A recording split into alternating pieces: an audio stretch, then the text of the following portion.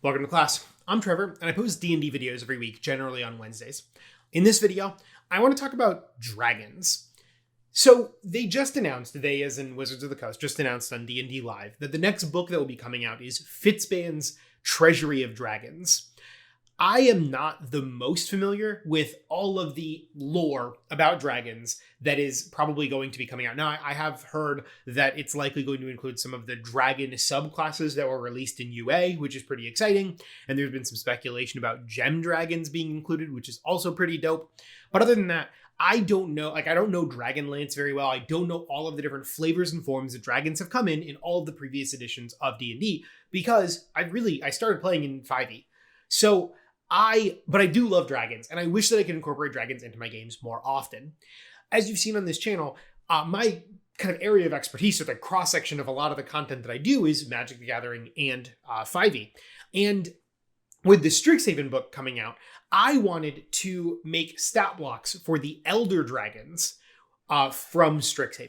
So that is what I'm going to talk about in this video, and the stat blocks will appear, as well as a brief description of each of those 5 dragons. So let's get into it. Before I jump into the dragons themselves, let's talk about what they are and give a little bit of lore. I'm not going to go into all of the past of Strixhaven, but I want to make sure that everybody is on the same page. So the plane is called Arcavios. Strixhaven is the name of the college, and long ago, there were 5 dragons that all represented 2 colors of magic each, and essentially 2 conflicting philosophical ideas each.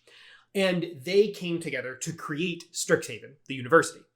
So that is where the name of all of the 5 different Strixhaven colleges came from.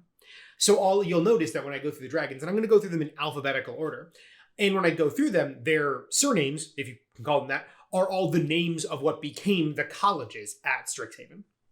I have a feeling these dragons will be given official stat blocks in the book when it's published, right? In Curriculum of Chaos. I don't know for sure, though. It seems like that book is going to be pretty focused on day-to-day college life and a different kind of role-playing in that way. But I think it would be a disservice to not have these stat blocks in that book. So I'm excited to see how my stat blocks for these dragons compare to the stat blocks that Wizards of the Coast is actually going to come out with. But let's jump into the first of our 5 Elder Dragons.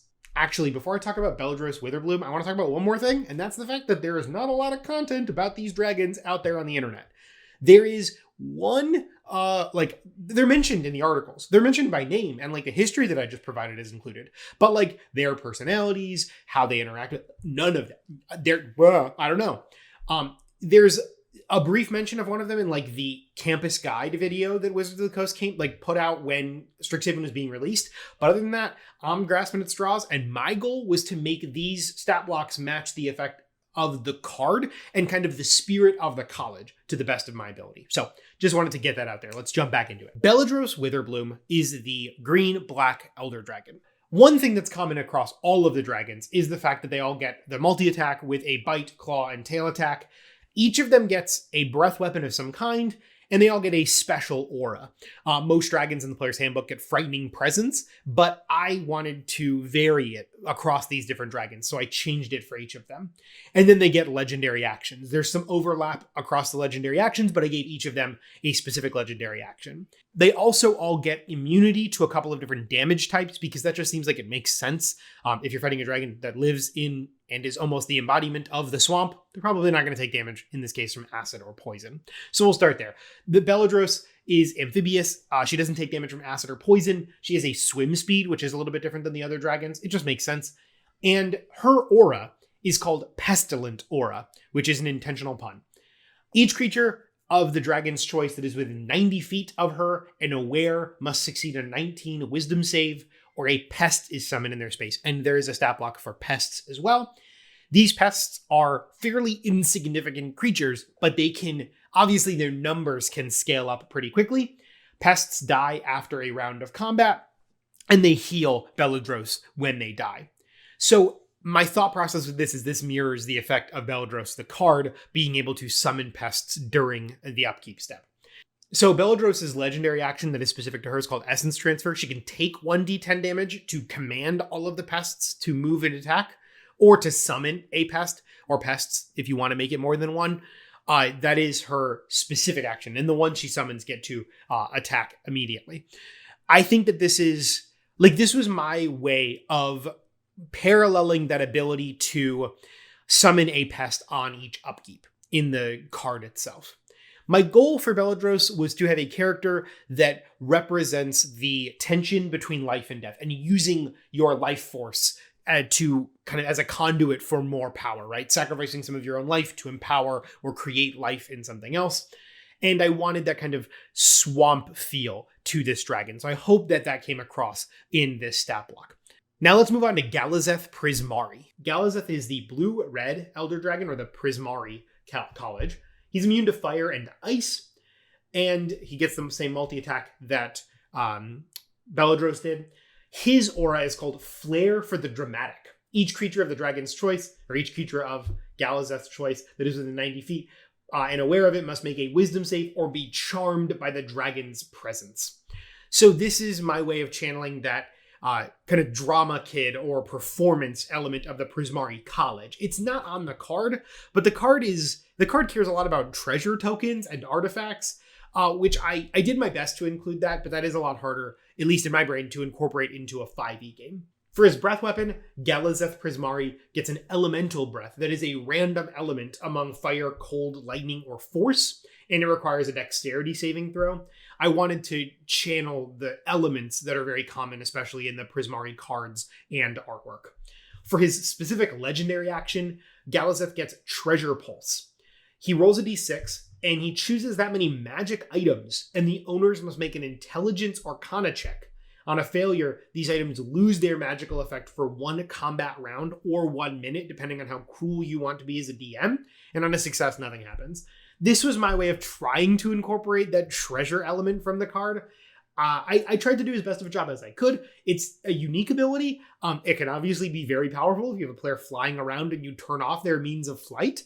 But I think it's a cool way to show that this dragon cares about magic artifacts specifically. Now let's move on to Shadrix Silverquill. Shadrix Silverquill is the Silverquill, or black-white Elder Dragon, and he is immune to psychic damage, but also immune to the conditions of Charmed and Frightened. This seemed to me like the best way to show the kind of expert power of language that Shadrix have. He's not afraid or easily persuaded. Shadrix's aura is called Blot Out the Sky, and creatures in that area must make a wisdom save or be blinded by his wake. His breath weapon, he actually gets a choice between 2 breath weapons, one that does psychic damage or one that charms. So this is kind of Shadrix giving a convincing speech to the players and winning them over. And for Shadrix's legendary action, he gets something called a Balanced Bargain. This is what I tried to do to incorporate his card. His effect is a very diplomatic effect where you get a benefit, but you also have to give a benefit to one of the other players at the table. So in this case, it is called Balanced Bargain. You choose 2 targets other than Shadrix. One gets a minus d4 on all attacks and saves, and the other gets plus a d4 on all attacks and saves until the end of each of their respective turns. So you're harming one player, but benefiting the other. Now, you can play around with these numbers. You can make the negative one a d6 and keep the positive one a d4. There's flexibility here. I've never seen an effect like this, but I wanted to try to incorporate something that matched the politics of his actual card. So that is Shadrix Silverquill. Our penultimate dragon is Tanzania Quandrix, the Quandrix or blue-green dragon. Tanzania Quandrix is immune to force damage.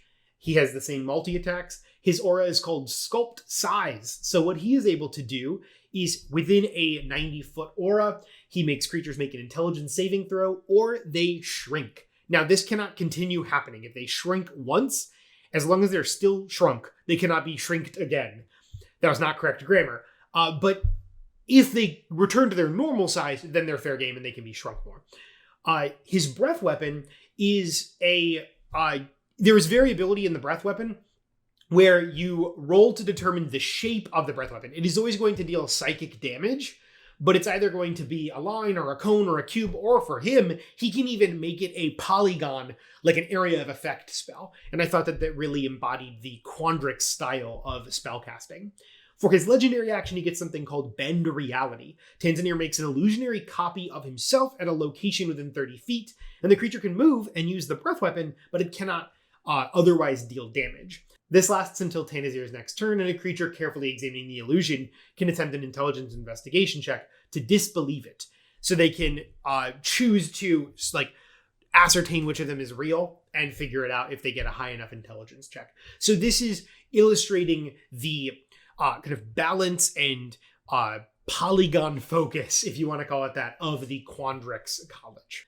And last but certainly not least, we have Velomachus Lorehold, the Lorehold or red-white Elder Dragon who is immune to radiant damage.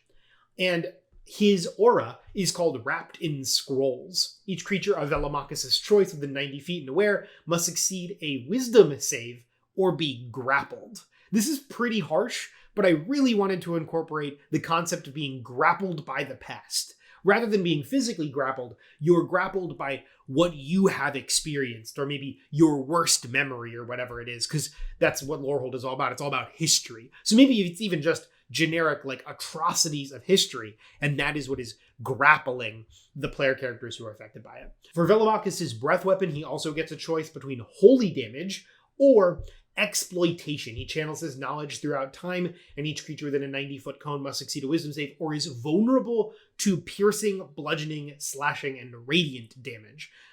I think of all of them, Velomachus is probably the most brutal. I had a lot of fun creating this specific stat block, so I'm excited to see how you end up using it. For Velomachus' legendary action, he has something called Tremor. Each creature of Velomachus' choice that is within 90 feet must succeed a DC 22 con save or be knocked prone. So it's just a minor earthquake that can knock people off of their feet, which is a good kind of non-damaging crowd control style effect for this particular dragon. Those are the 5 Elder Dragons from Strixhaven. I hope I did a good job in illustrating what they could bring to a 5e campaign. I think it would be really interesting to either fight against these dragons or have to make it through their lair and then bargain with them or talk with them or get a quest from them to save Strixhaven itself, potentially. There's a lot of options here, and I think that this was a fun video to make because it was the crossroads between Fizban's Treasury of Dragons that's coming out and Curriculum of Chaos, which is coming out later this year. I'm really excited. I really enjoyed making these, and I'm looking forward to, if I ever run a Strixhaven campaign, playing these in my games. If you end up using these stat blocks, let me know in the comments down below. And as always, be safe. Make smart life choices.